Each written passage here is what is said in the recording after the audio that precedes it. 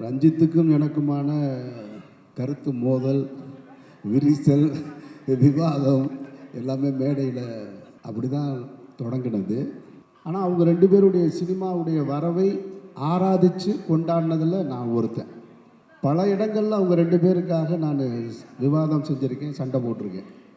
அனைவருக்கும் இனிய மாலை வணக்கம். அரங்கத்தில் இருக்கும் அனைவருக்கும் இறைவன் புறத்திலிருந்து சாந்தியும் சமாதானம் உண்டாகட்டும்.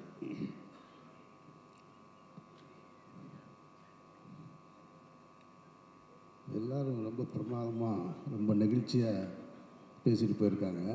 எனக்கு சொல்கிறதுக்கு என்ன இருக்குன்னு யோசிச்சுட்ருக்கேன்.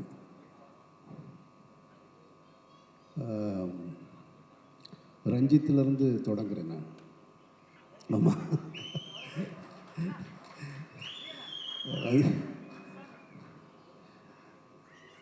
ரஞ்சித்துக்கும் எனக்குமான உறவு அல்லது கருத்து மோதல், விரிசல், விவாதம் எல்லாமே மேடையில் அப்படி தான் தொடங்கினது. ஆனால் ரஞ்சித் மாரி ரெண்டு பேருமே சினிமாவுக்கு வந்ததுக்கு பின்னாடி அவங்க ரெண்டு பேரோட எனக்கு அதிக பழக்கம் இல்லை. ஒரு சில இடங்களில் பார்த்தது மட்டும்தான் இருக்குது. ஆனால் அவங்க ரெண்டு பேருடைய சினிமாவுடைய வரவை ஆராதித்து கொண்டாடினதில் நான் ஒருத்தன். அவங்க ரெண்டு பேருடைய வெற்றி வந்து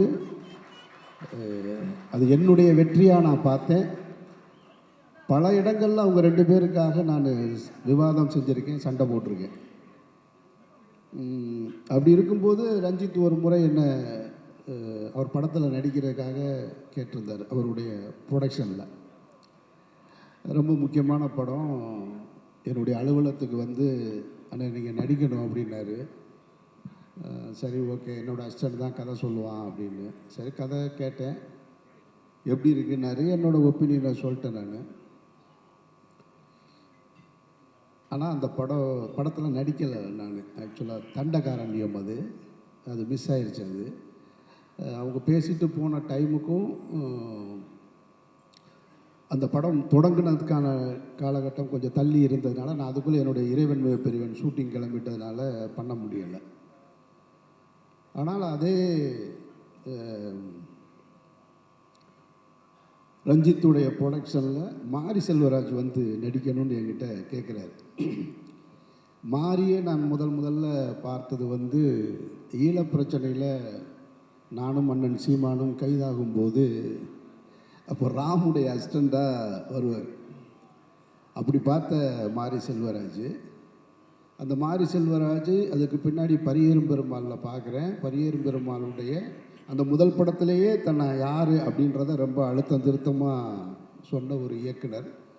அவருக்காக ஒரு சின்ன விழா கூட எடுத்தோம். நான், இயக்குனர் பாரதி ராஜா சார், வெற்றிமாறன் எல்லாருமே சேர்ந்து.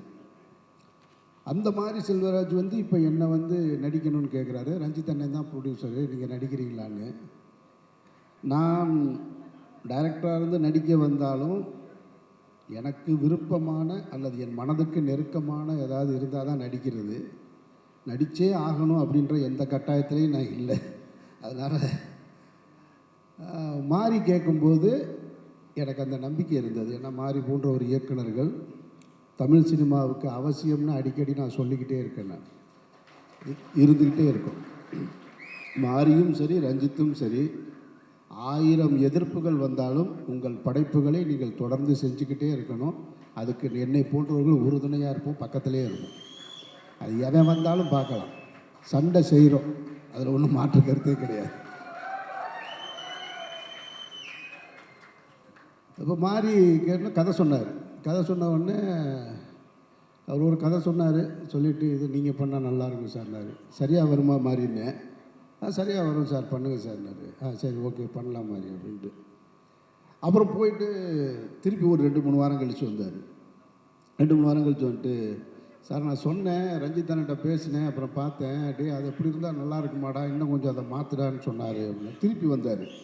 திருப்பி வந்து எதையோ மாற்றிருக்கேன் அப்படின்னு சொன்னார். நானும் அப்போ அப்படியா சரின்னு கேட்டுக்கிட்டேன்.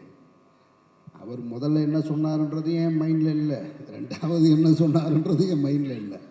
நான் நடிக்கணும்னு முடிவு எடுத்துட்டேன். இப்போ வெற்றிமாறன் கேட்ட உடனே எப்படி நடிக்கணும்னு ஒத்துக்கிட்டேனோ அதுபோல் மாறி கேட்ட உடனே நடிக்கணும்னு நான் ஒத்துக்கிட்டேன். அவ்வளோதான். அது என் மைண்டில் ஏறிடுச்சு.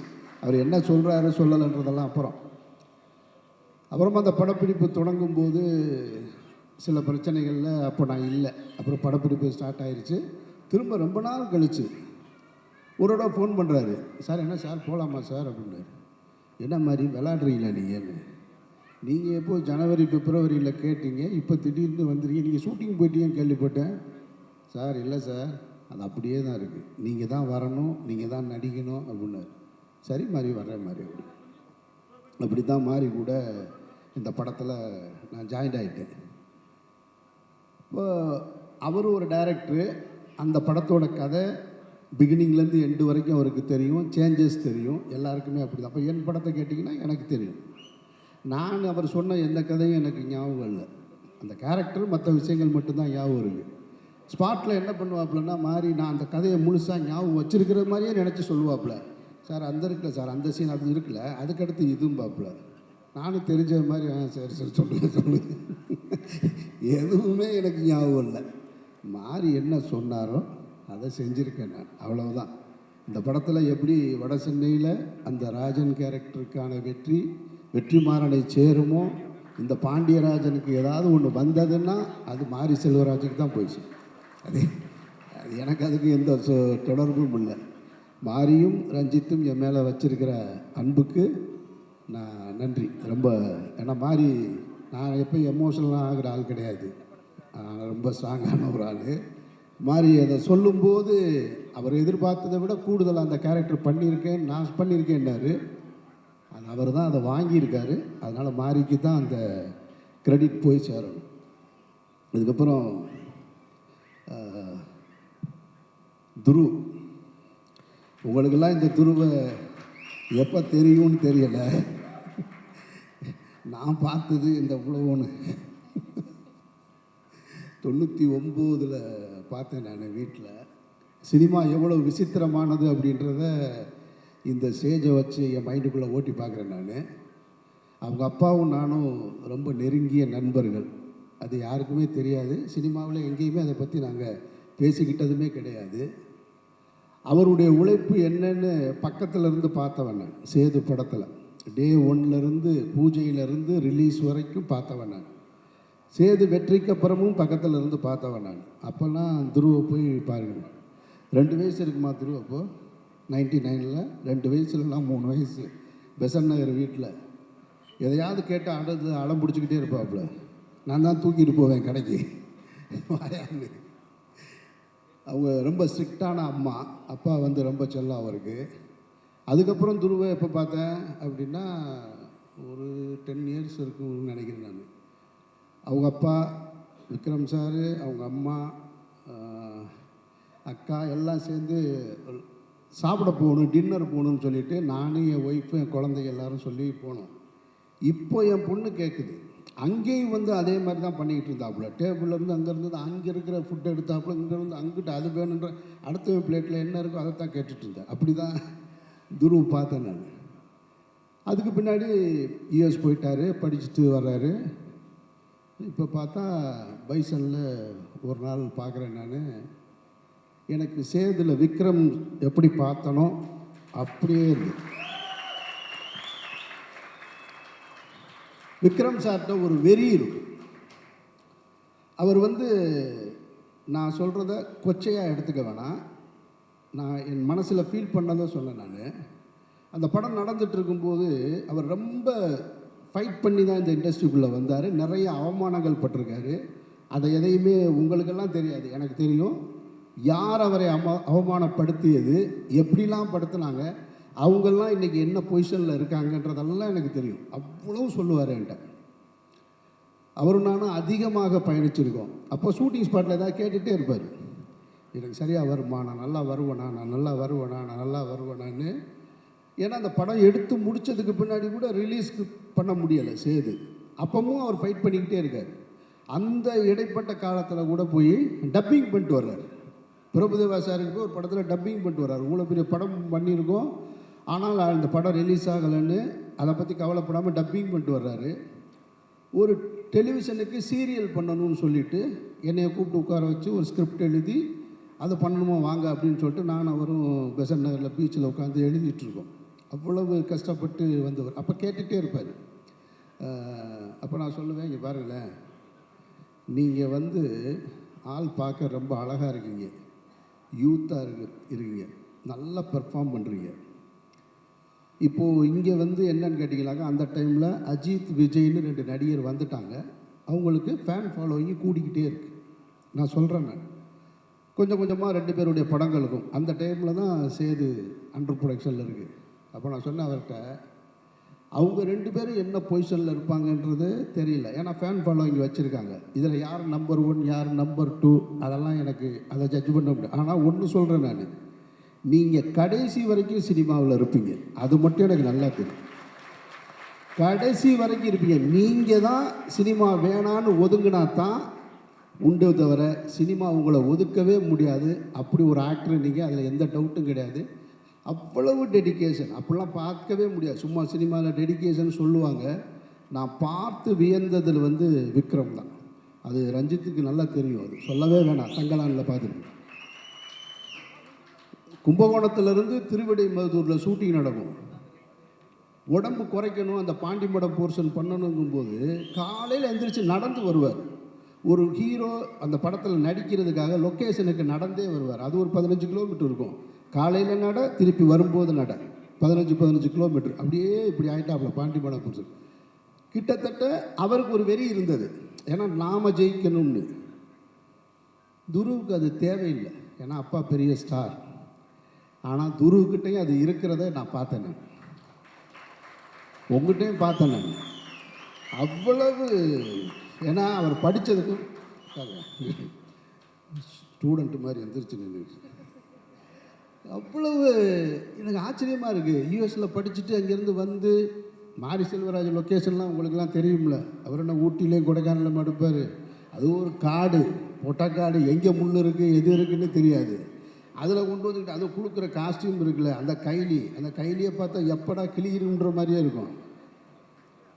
அதை கொண்டு வந்து அந்த லொக்கேஷன்லேயே கொண்டு வந்து அப்படியே நின்று மாற்றிட்டு அந்த சகதிக்குள்ளேயும் மண்ணுக்குள்ளேயும் அந்த அது என்னது எரிக்கிற இடம் மயானக்கரையில் எனக்கும் அவருக்கும் எந்த காம்பினேஷனும் கிடையாது படத்தில். நான் ஒரு சின்ன கேரக்டர் தான் பண்ணியிருக்கேன்.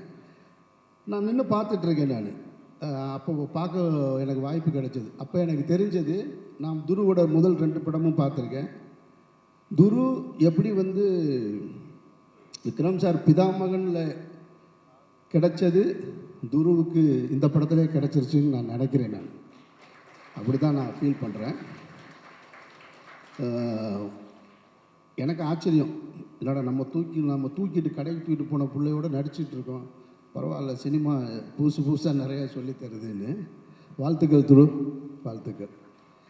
அப்புறம் இந்த படத்தில் வந்து எனக்கு சொன்னாங்க நிறைய பேர் கோஸ்டார் என்னென்ன. எனக்கு அப்படிலாம் கோஸ்டார்னு இந்த படத்தில் யாருமே கிடையாது.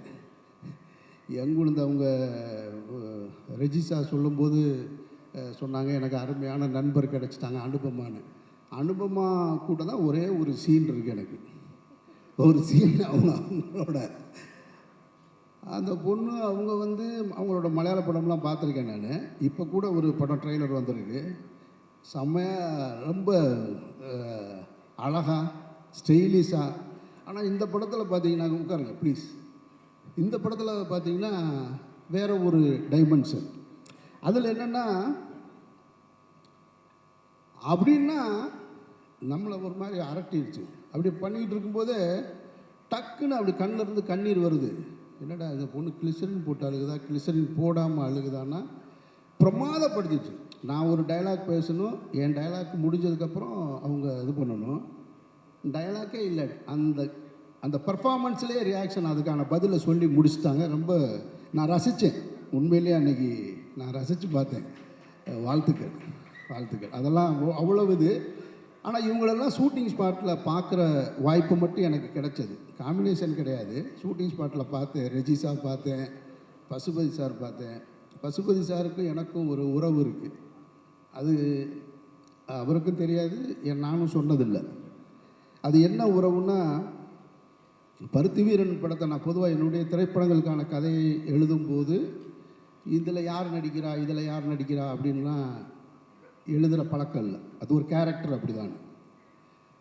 ஆனால் சித்தப்பு கேரக்டரை எழுதும் பொழுது சித்தப்புவை மட்டும் ஹீரோ யாருன்னு நான் முடிவு பண்ணல. சித்தப்பு கேரக்டரை எழுதும்போது மட்டும் இது பசுபதி பசுபதின்னு சொல்லிக்கிட்டே இருந்தேன் மைண்டில். அப்படி எழுதின கேரக்டர் தான் சித்தப்பு கேரக்டரு. அந்த டைமில் அவரை என்னால் ரீச் பண்ண முடியலை. அப்புறம் தான் அதை வந்து சரவணன் சாரை வச்சு நான் எடுத்தேன். நான் லால் சாருடைய படங்களுக்கு நான் ரசிகன். நான் உங்கள் ரசிகன் சார், உங்களுக்கு தெரியாது. அது உங்களுடைய திரைப்படங்களுக்கு ரசிகன், உங்களுடைய நடிப்புக்கு ரசிகன். நான் உங்களுக்கும் எனக்கும் காம்பினேஷன் சீன் இல்லை, அதனால் உங்களையும் எனக்கு பார்க்குறதுக்கான வாய்ப்பு கிடைக்கல. எனக்கு என்னென்னா இப்போ என்னோடய கோ ஆர்டிஸ்ட்லாம் யாரும் தெரியுங்களா?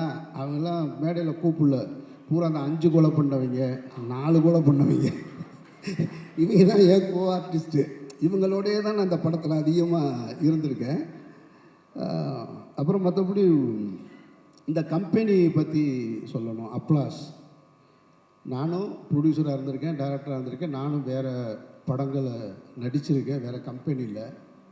ஒரு கம்பெனி எப்படி இருக்கணும் அப்படின்றதுக்கு நான் பார்த்த பெஸ்ட்டு எக்ஸாம்பிள் அப்ளாஸ் அப்படின்னு நினைக்கிறேன். அந்த டீமோட ஒர்க்கு, அவங்க ஆர்டிஸ்ட்டை அப்ரோச் பண்ணுறது, அவங்க ஒவ்வொரு ஷெட்யூல் போடுறது, ஒரு ப்ரோக்ராமை எப்படி நடத்தணுன்றது, உண்மையிலே வந்து தமிழ் சினிமாவில் இப்படி ஒரு கம்பெனி எனக்கு தெரிஞ்சு நான் பார்க்கல. நிறைய இருக்கலாம், எனக்கு தெரியலை. எனக்கு தெரிஞ்ச அப்ளாஸ் இருக்குது. வாழ்த்துக்கள் உங்களுக்கு. இதே மாதிரி நீங்கள் தொடர்ச்சியாக இருங்க. அப்புறம் மாரி வந்து மாரியுடைய படங்கள், அவருடைய பேச்சு, அவருடைய சினிமா எல்லாம் எல்லாருக்குமே தெரியும், நான் சொல்ல வேண்டியதில்லை. ரொம்ப சீரியஸாகவே இருக்கும்.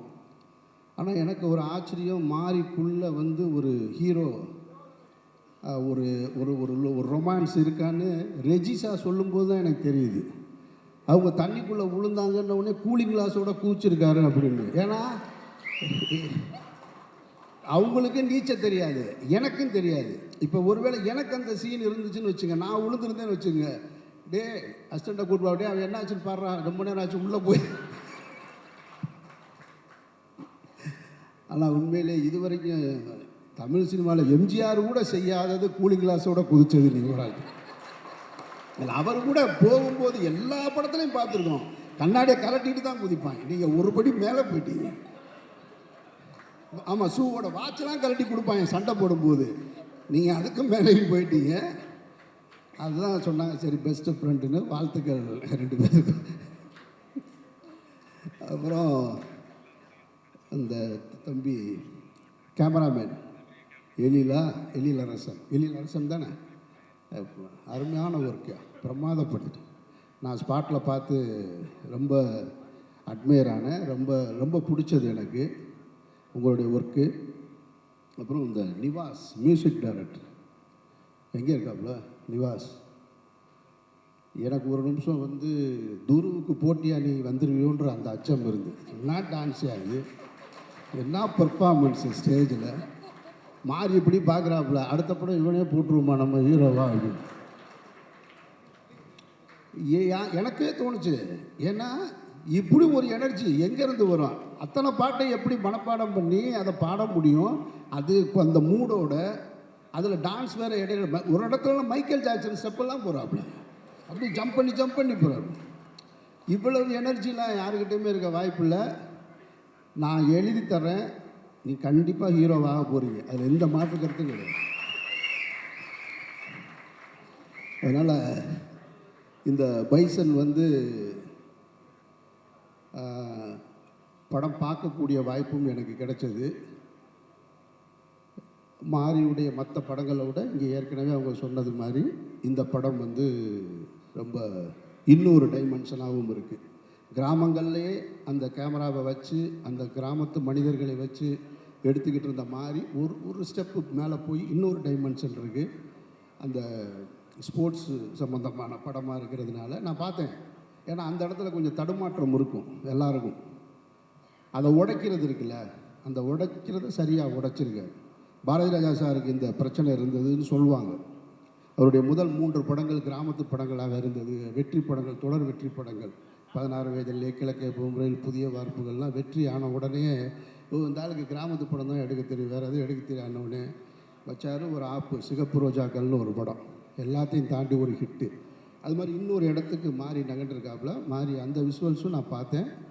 வாழ்த்துக்கள் மாறி, வாழ்த்துக்கள் வாழ்த்துக்கள். மற்ற யாரையும் விட்டுட்டேன்னா, யார் அனீஸ் இந்த தம்பி போயிட்டான். அவனை எனக்கு அடையாளம் தெரியல, யாகியா பாயுடைய பேரன். அவன் சொன்ன மாதிரி சின்ன பையனாக தான் நான் பார்த்துருக்கேன் நான். வாழ்த்துக்கள் மாறி. உங்களுடைய திரைப்பயணத்தில் பைசன் இன்னும் ஒரு மகுடமாக இருக்க என்னுடைய நெஞ்சார்ந்த வாழ்த்துக்கள். நன்றி. Thank you so much, sir. We request you to please stay back. Ranjit sir, please join us on stage to felicitate.